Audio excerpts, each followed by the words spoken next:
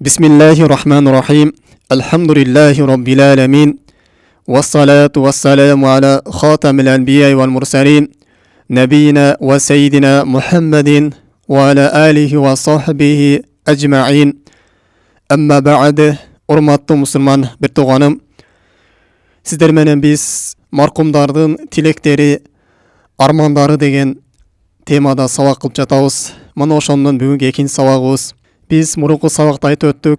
Эгерде маркум адам солih киши болгон болсо, Аллах Тааланын шариятына моюн сунуп, ага бекем болуп жашап өткөн киши болгон болсо, алар Аллах Тааладан кыяматтын тезирээк болуусун шаштырып турушат. Аларга бейиш көргөзүлүп коюлат. Бейишке бара турган орду дагы аларга көргөзүп коет. Аллах Тааладан ошол бейишке тезирээк жетеличи, кыямат тезирээк тургузчу деп гана арзу кылып турушат. Ошону гана эңсеп турушат. Андан башкалардын арманы болбойт. Ал эми шахидтер болгон болсо, алар Аллахтан аршынын астындагы бир куштун курсагында бейишти айланып жүрүшөт. Бейиштин жыпар жыттуу жыттарынан жытташып, бейиштин рахатын көрүшүп, бейиштин ичин айланып жүрүшөт.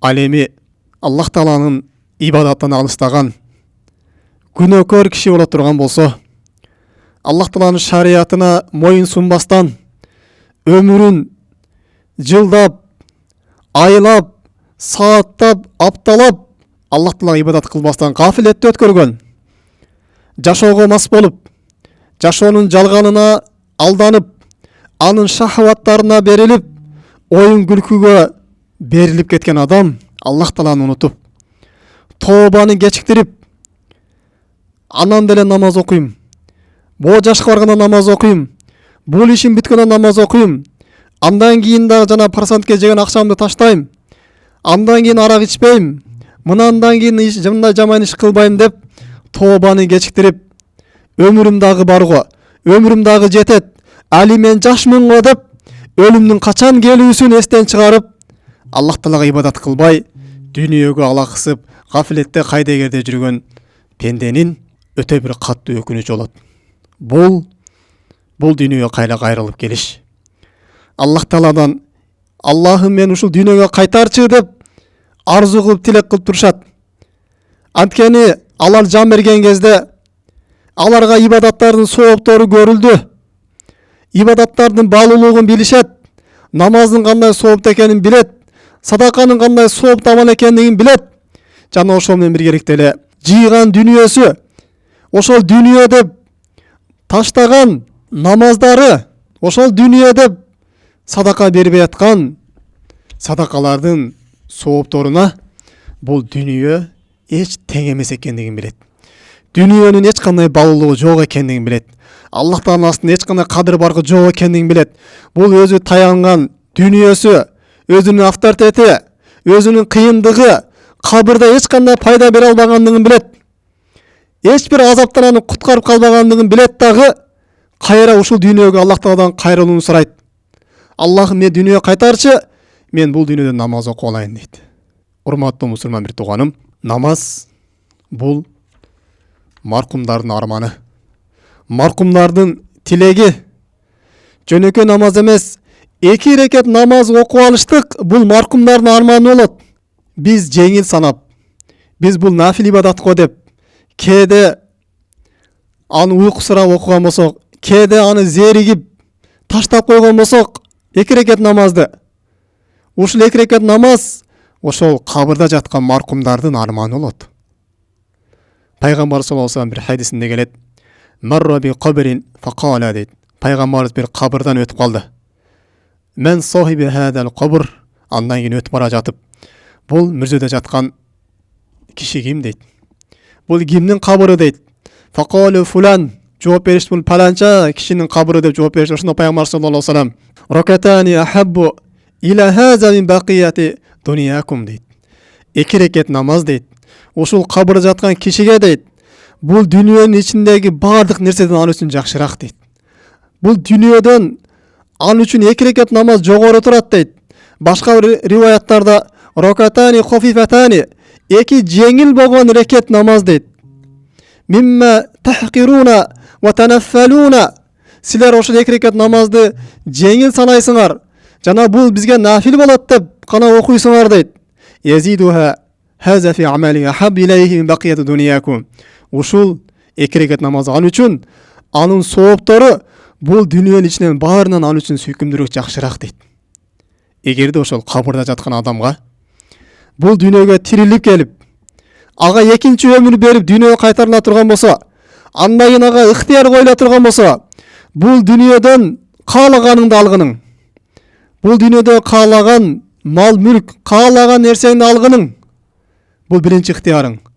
Экинчи ыктыярың болсо 2 рекат намаз окуп алууга сага мүмкүнчүлүк берилет дей турган болсо, кыямат күнүнө чейин сага өмүр берилет, ошол дүйнө менен каалаганда жашайсың. Экинчи ыктыярың 2 гана рекат намаз окууга уруксат берилет. Кайсы бирин таңдайсың дегенде, маркум эч шектенбестен, эч экиленбестен 2 рекат намаз таңдайт эле дейт. Демек, урматтуу мусулман бир тууганым, бул намаз ушундай улуу амал. Кабырда жаткан маркум ушул намаздын сооптуулугун билет. 2 рекат намаз дүйнө жана дүйнөнүн ичиндеги баардык нерседен сооптуу экендигин билет. Ошол кабырда аны кабыр азабын сактай турган, кабырда ага нур болуп бере турган, кабырда ага жеңилдик берип бейиштин эшигин ача турган, мына ушул намаз экендигин түшүнөт. Ушундай кадырлап, барктап, дүйнөгө эч нерсе теңебей калат. Ал эми биз тирүүлөр 2 рекат намазды жеңил санап, нафил намаздар бул жакта турсун, парыз намаздарды окуя коюп атабыз. Парыз намазды таштап дүйнөгө берилип кетип атабыз.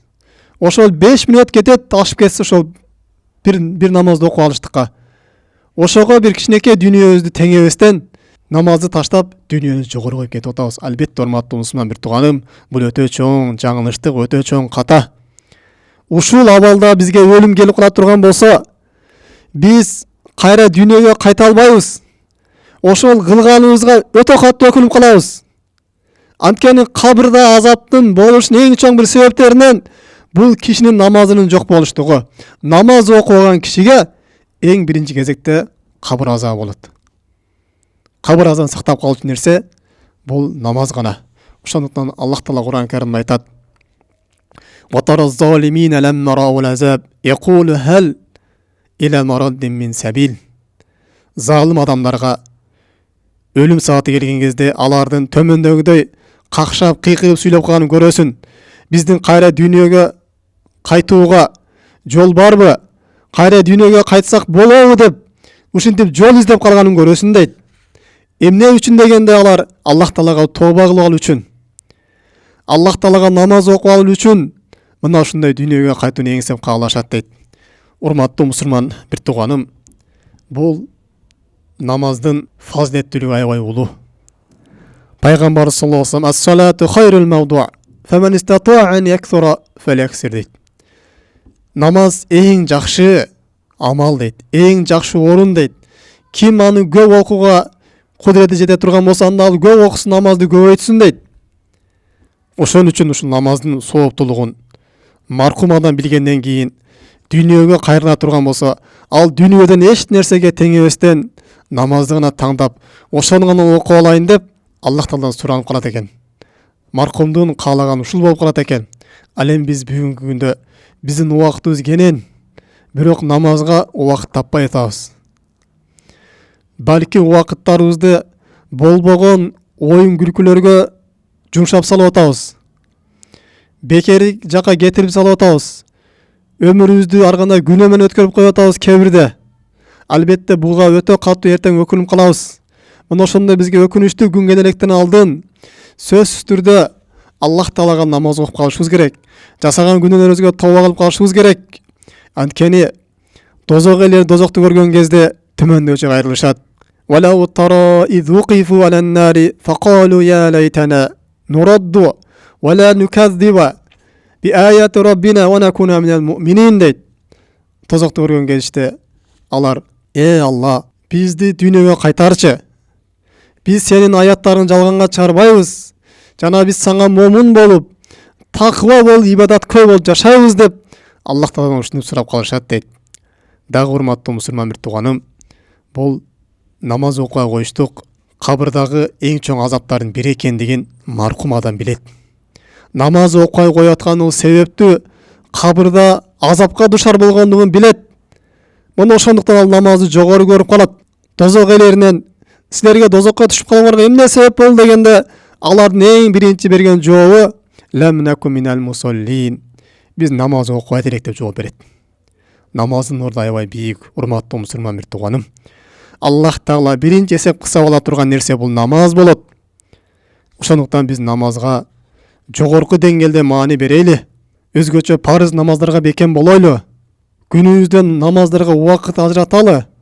Мына ошондо биз кабыр азабынан дагы аманчылыкта калабыз. Акыреттеги дозок азабынан дагы аманчылыкта калабыз. Аллах Тааланын ырайымына ээ болобуз. Аллах Тааланын даярдап койгон жыргалчылыктарына биз жетебиз. Ал эми намазды текке кетире турган болсок, биздин кабырыбыз караңгы болот. Кабырыбызда чаяндар, жыландар болот. Кабырыбызда ушундай азап периштелери келип бизге азап берип калат. Биз мына ушундай башыбызга оор күн келе электен алдын, кайра бул дүйнөгө кайтарчы деп армандап кала электен алдын, Аллах Таалага көп-көп тооба кылып калайлы. Намаз дагы бул кабырда пендени коргойт. Пайгамбар саллаллаху алейхи ва саллям айтат: эгерде майыт кабырга коюла турган болсо, намаз анын башына келип, аны коргоп турат дейт. Азап периштелер башына келе турган болсо, намаз силерге баш жакта орун жок. Бул намазкөй адам деп туруп азап периштелерин баш жагына өткөрбөйт дейт.